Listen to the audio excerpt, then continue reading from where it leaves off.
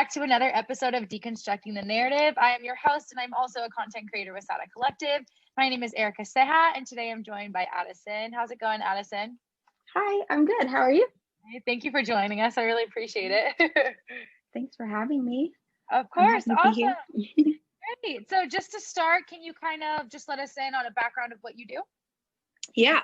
So my name's Addison Paige. I am 24, about to be 25. And I'm from Charleston, South Carolina. I was born in Atlanta, and I grew up kind of there and in Charleston. I've been in LA I'm on my 4th year, and I moved out to LA to pursue a dance career. So I'm a commercial professional dancer. I do a lot of like jazz, hip hop, and heels. And since I've been in LA, I've been exposed to a lot of really cool things. So in the past 2 years, I've become a bass player. So I play bass with Wow. people. I'm a bassist for hire, but I play in a band also. And then I have a skateboard crew. So I just all things creative, especially things that are like active or have music involved, I'm really inspired by. So cool. And can you kind of dive deeper, I guess, since you're, you said dancing is really like your main focus, into what that looks like. So what is like a day-to-day in dancing for you, and what do you kind of do in that realm? Yeah, I can definitely dive into that. So a lot of times in the commercial dance world, you have agents. So I have an agent that I work with, but a lot of times it's submitting to jobs, whether it be Netflix TV shows, Hulu TV shows, or another realm of things are stage shows. Often I perform with this artist called Inez X, and she is just a little fireball, and we do stage shows like the Hollywood Carnival and things like that. So sometimes it looks like that. Oftentimes it's just like freelance music video jobs. In the city of LA, there's so much to do as far as production, and dancers have become pretty important in the realm of advertisement. So it's really cool to see how dance and like athletic dance, not just like super cute like pose dance, has become a lot more of the forefront in entertainment. So cool. And how do you kind of like go after, I have a friend who is a dancer as well, and she's kind of let me in on the dance world. I know it's like its own thing. So I just kind of want to dive deeper into that, I guess, from your perspective, how creatives, I guess, kind of, communicate with each other and with the like community, and kind of what that looks like, I guess, for anybody who's never really like known much about the dance community. Yeah, the dance community is super tight knit. There are only a few studios left now that the pandemic has happened. So yeah, rest in peace, Creative Minds, rest in peace, Movement Lifestyle, and Edge. Like these are all huge studios that we got to train and build community and audition at, and that's been really sad. But yeah, in the community of dancing, a lot of it happens in the classroom where you're training, because that's where your connections come from. The choreographers that are teaching classes are often the same people who are booking jobs. Like if you're lucky enough to get in Paris Global's class, like she just choreographed the whole Fenty show. So that was really amazing to see that on that level for the second time. So go watch it if you haven't. But yeah, so in the dance world, it's often just times community. And because it is such a visual aspect, Instagram is, of course, a big part of it.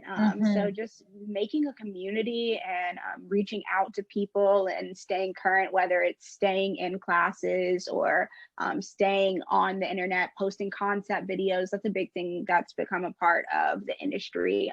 A lot of people will make concepts of the choreography or the movement that they would want for Sweetie or Cardi B, whoever it may be, and then you film it yourself. You get your friend with a steady cam, you get the edits in, you do the choreography, and I do that as well. But you make a concept video and then you can pitch it to people. I don't pitch myself as a choreographer often because I am a performer at heart. Performing is just what makes me happy and gives me endorphins and keeps me going. So I'm always just like, put me in the video, put me on the stage. That's where I'm trying to be. And I know you kind of talked a little bit about, COVID and how that impacted the studios, but how has that impacted you as a performer and as a dancer, and how you kind of navigated still like keeping yourself on top of training and all of those things during this time as a creative? in the dance community? I've been really lucky because, like I said earlier, I've been skating a lot, and skateboarding has been just such a big part of staying active and like keeping myself releasing endorphins and keeping myself fit. But that's honestly been what I've been doing because I can't go to a studio and dance indoors. So I can go to a park and skate outdoors, and it's still so athletic and still so artistic. That I get a lot of that happiness that I got from dancing, from skating. But then the other side of that is there are still online classes, and the energy is different because dance is such a social industry.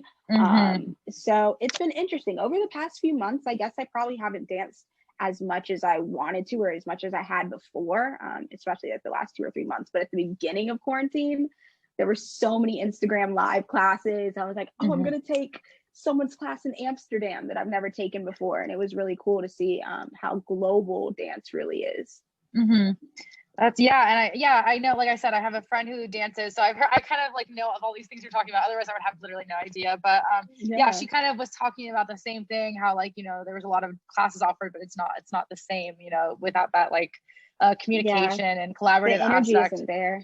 Yeah, so it's one of the industries that's really hard hit right now. So it's really heartbreaking to hear you know, that's kind of suffering, because I feel like for most creatives right now, we're lucky enough to kind of, you know, obviously have, you know, a lot of resources online, and for most creatives the resources that are online are sufficient. But I think, you know, for something like that where you really need to have that in-person aspect to it, it becomes really difficult to kind of stay on track and be able to do what you need to do.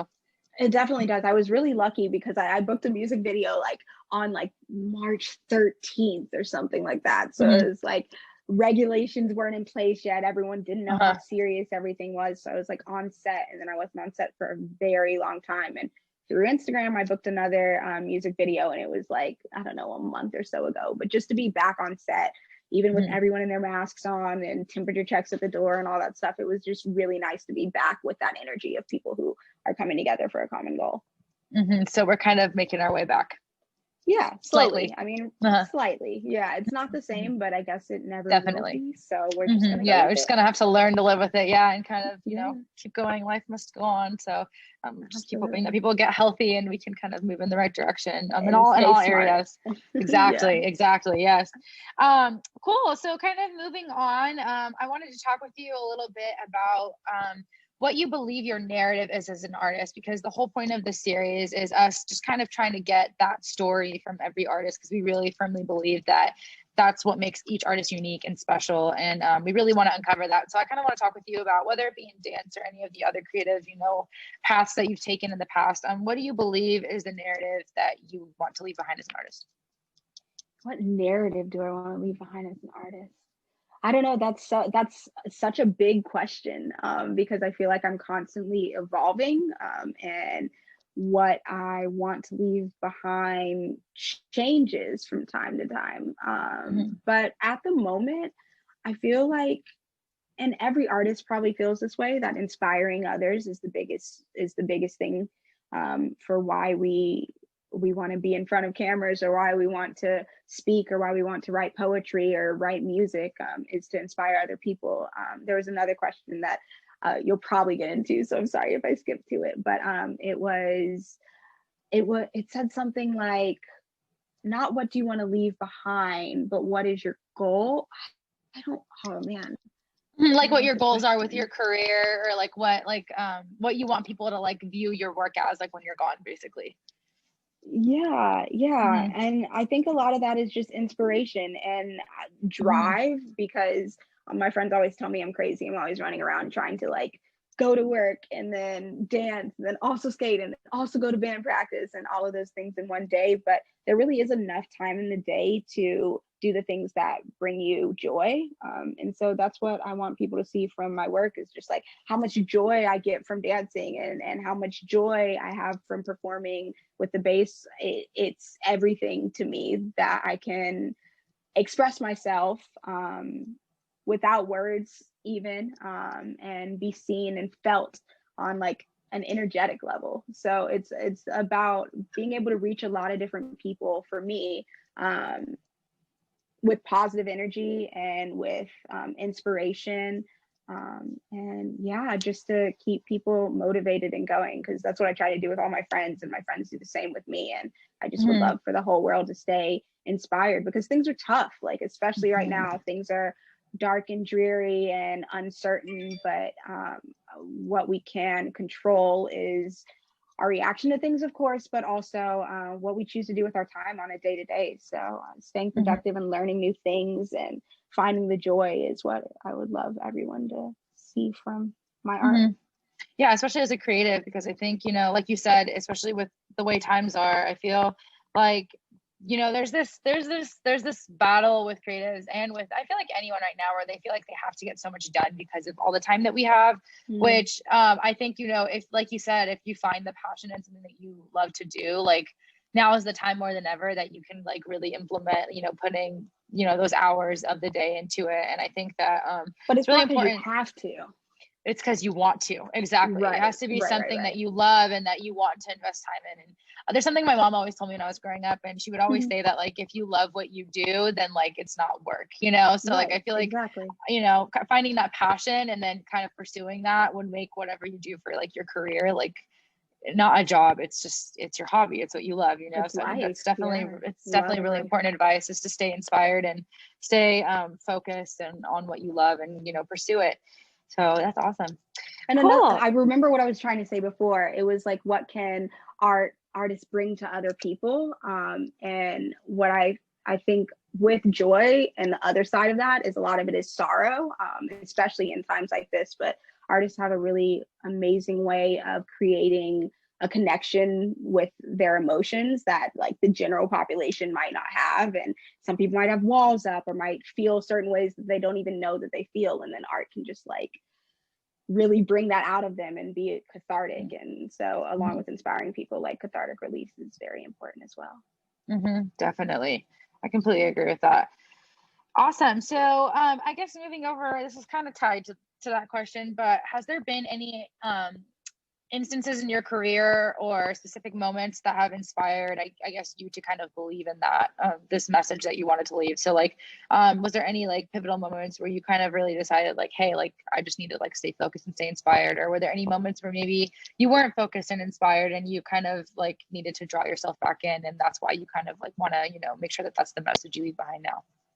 Yeah, I guess a specific incident right now that comes to mind is, I remember like a year and a half ago, I got dropped by my dance agent because I wasn't doing what I needed to do. Like I wasn't getting them new pictures, and I wasn't being like, hey, I was just in so-and-so's class, make sure to submit me on their next project.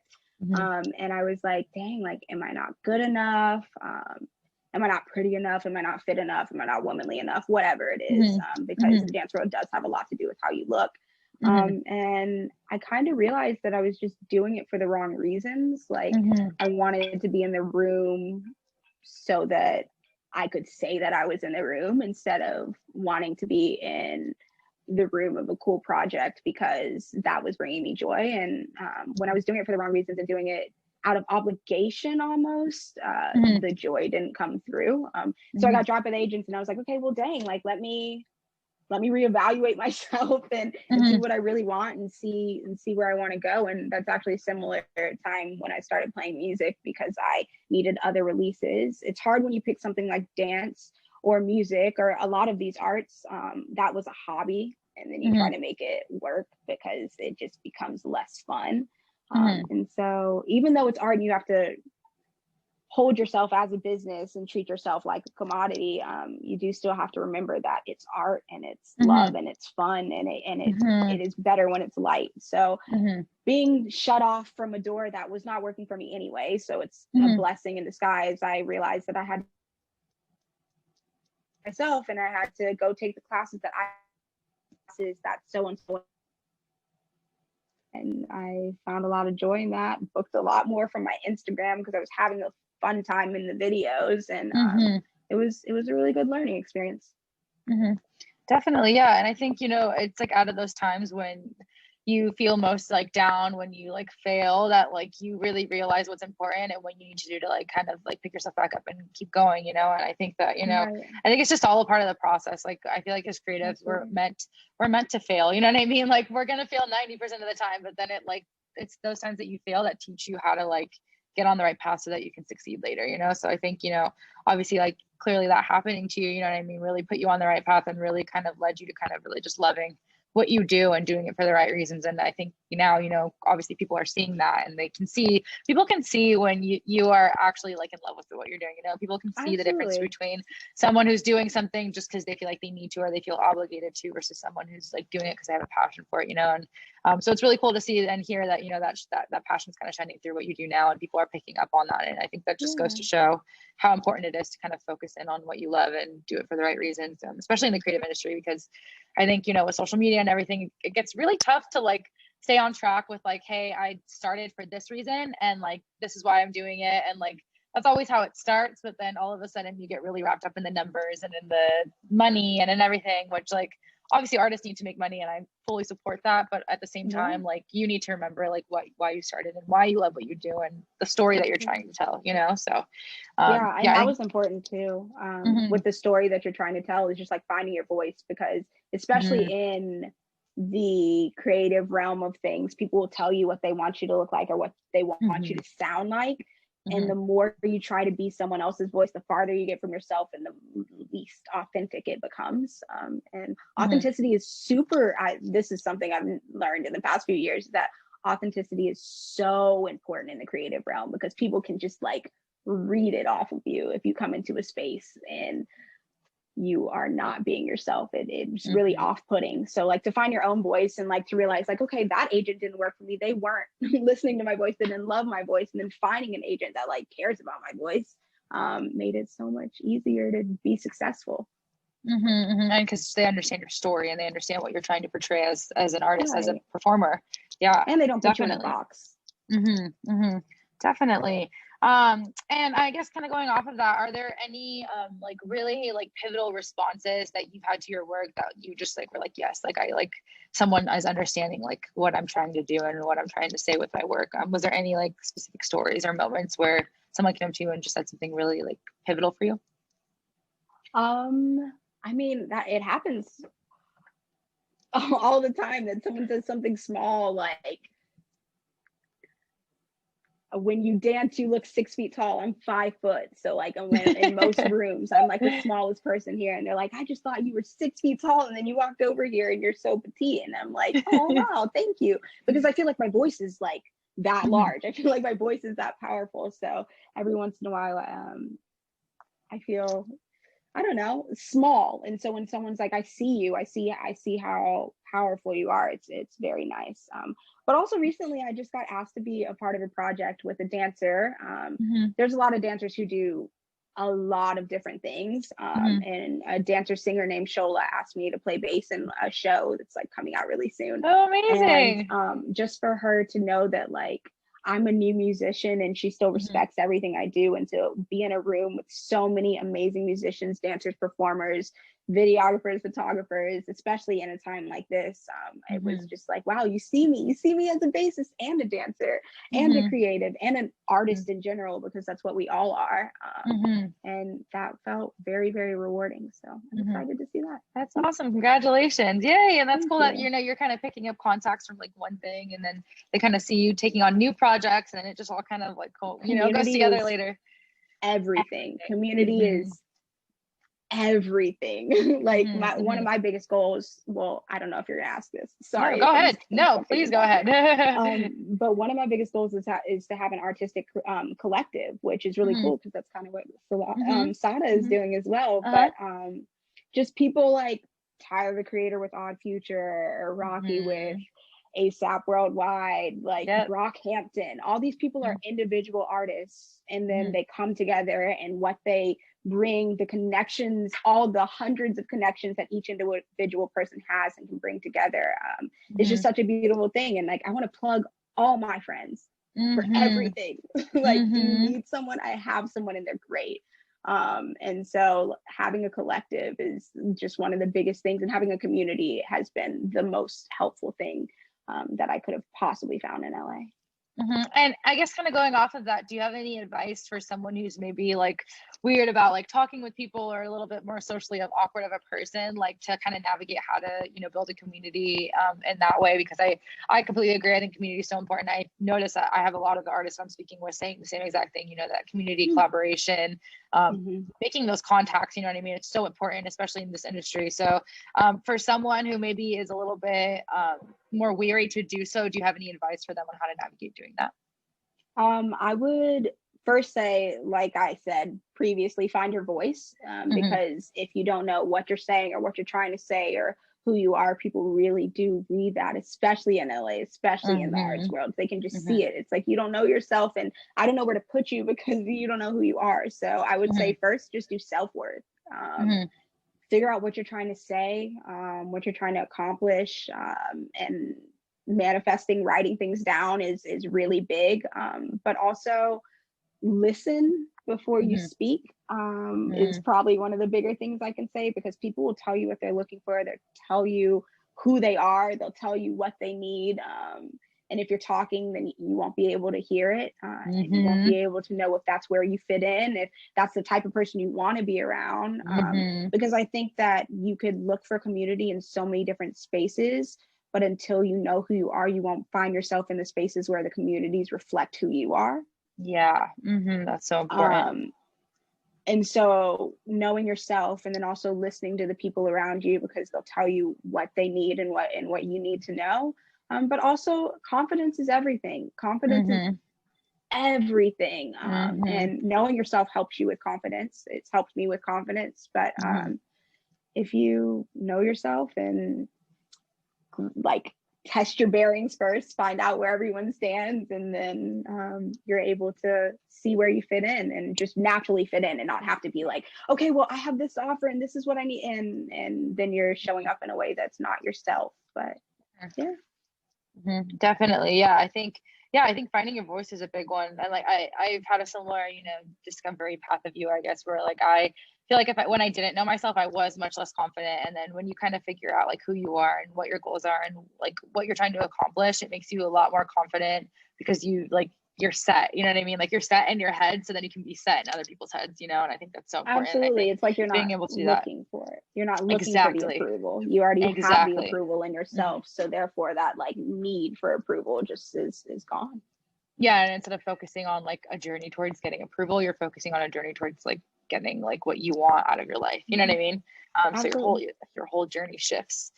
Definitely. Cool. And then I guess kind of going on, since we kind of already started talking about some advice, but is there anything that you like knew, or that you wish you would have known as a younger creative, or as a younger dancer, or just a creative in general, that you know now that you would have like lended as your advice to your like younger self?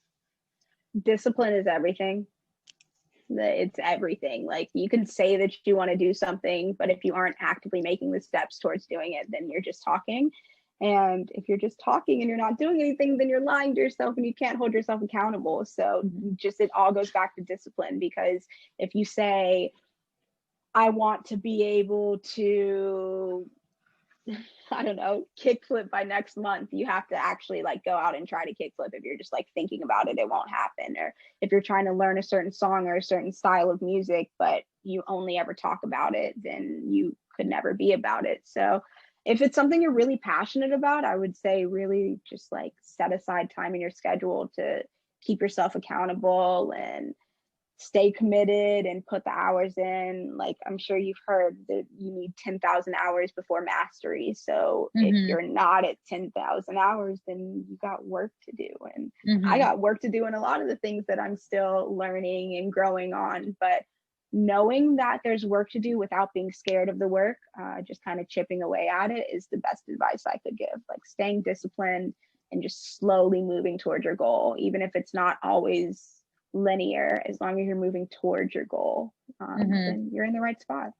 Yeah. And even going back to what you said before, I feel like if you're, you know, putting in the time, but like, you know, how you said, like, you know, you love what you do, then like, it shouldn't feel like it's like it shouldn't feel like a long journey, a burden. Exactly. Right. It should feel like, you know, this is just like what you need to do to get to where you want to be. So I think that's really great advice. And Addison, thank you so much. You've been so helpful. And I think that a lot of younger creatives are definitely going to learn a lot from you. And it's been really cool to talk with a dancer. I haven't had one yet. So I'm the one who hand selected you, because I was like, I know I have a friend who does, you know, she works in the dance industry. And I think I, as a creative myself, failed to like recognize how much work and you know, creativity goes on behind in the dance industry. And I think, you know, it's really important that we kind of highlight on that and you know put a light on that as something that is just extremely creative, because it really is. And I know you mentioned like the Fenty show earlier, and my friend forced me to watch that, and I was watching and I was like, oh my gosh, this is so cool. Like there's so much work and you know, just art that goes on behind the scenes. So I'm really glad that you kind of got to shed a light on that. And hopefully